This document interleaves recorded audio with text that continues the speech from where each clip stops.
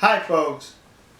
Between the nation of South Korea and Japan, there's an issue that's an irritant to both countries, and it's the comfort woman issue, where the Koreans are claiming that during and before the Second World War, the Japanese forced over 200,000 Korean women into prostitution, making them sexual slaves, calling them comfort women. And the Japanese are saying that is incorrect. These women were recruited and they volunteered to serve in these comfort woman houses for the Japanese Imperial Army. So the issue goes back and forth. Recently there's been some documentation on the internet which was reported to have been a report issued by the United States Army in 1944.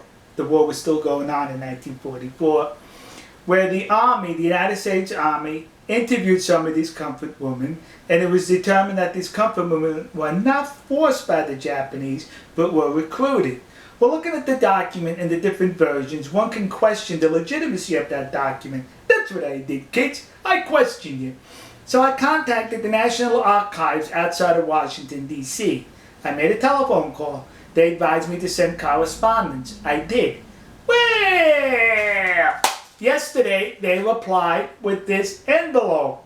And in this envelope was the very report that appears on the internet. They authenticated the report, saying that this is an authentic report written in 1944 by the United States Army after they captured comfort women in the Philippines. You notice how I use the word captured and not rescued? Because they were captured.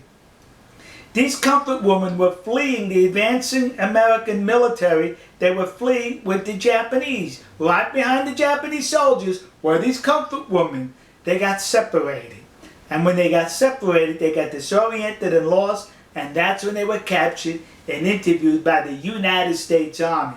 Now remember, 1944, there was a war going on, kids, and the Japanese as well as the Americans used anything to their advantage for propaganda purposes. So now the Americans captured these comfort women, these prostitutes who worked in concubines for the Japanese army, and it would have been easy for the American army to say, they were forced into prostitution. You see how nasty the Japanese are? But no, they could not say that because it would have been a lie. So the American army in this report reported the truth that these women volunteered, they were recruited, and the Japanese army did not terrorize the Korean peninsula by extracting 200,000 women at force.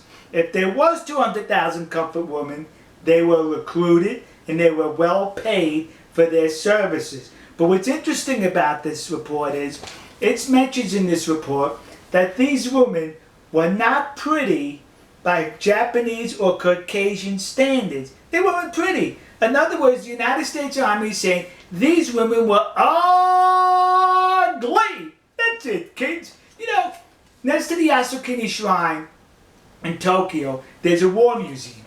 And when you go through the museum, it takes you all the way through Japan's military history, I think from pre-samurai, samurai, Edo, up into World War II. But you know what I did not notice as far as military equipment that I'm sure the Japanese Imperial Army was issued? Was these. How come they didn't issue? They should have issued them 2 of these. Yeah, because I bet those women were so ugly they were 2 baggers. One bag you put over the comfort woman, and one bag over the Japanese soldier. So in case the comfort woman's bag fell off, you still had your bag on your head. So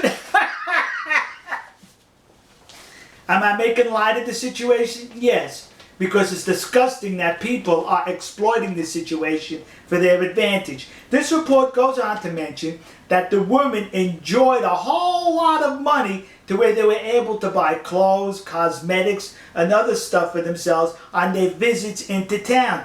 Sexual slaves can do that? Sexual slaves make that kind of money? Some women were even allowed to go back home after they paid their debt off. Sexual slaves can do that? Some women were even complaining that their schedule with the Japanese soldiers was too tight, that they were not able to accommodate all the soldiers, and that saddened them that they could not have sex with all the soldiers. Sex slaves feel that way? The report also goes on to mention that these comfort women engaged in sports with the Japanese soldiers. They went on picnics. They went to entertainment. They went to parties with these Japanese soldiers. Sex slaves do that? They were recruited, according to this report, by the United States Army in 1944. So the discussions ended right here. We got proof that they were being recruited and were recruited. Now listen to me. Koreans currently are now plaguing the United States with these memorial statues or plaques dedicated to these comfort women, claiming they were forced into sexual slavery by the Japanese army. You're a liar. That did not happen. I'd rather call you a liar than the United States Army in World War II, who would have definitely used it for propaganda had it been the other way around. But they told the truth that these comfort women were recruited. So to the community of Nassau County, Long Island, New York, that community in New Jersey, and those idiots in Detroit who put up these memorials, you were suckered in by the comfort women hucksters. And to those dopes in the city council in Glendale, California, who recently approved to put up a statue to the comfort woman, the one that exists across the street from the Japanese embassy in Seoul, South Korea. When you put that statue up, would you do me a favor and be accurate? Put a paper bag over her head.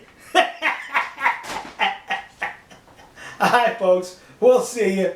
God bless you. God bless America. God bless the nation you happen to be in. And to those poor Japanese soldiers who were just drafted by the military to serve and fight for their country, only to be confronted by comfort women which required 2 bags. One for you and one for the woman. To those Japanese soldiers, you should be seeking compensation from the Japanese government who recruited ugly women to serve in your concubines. We'll see you.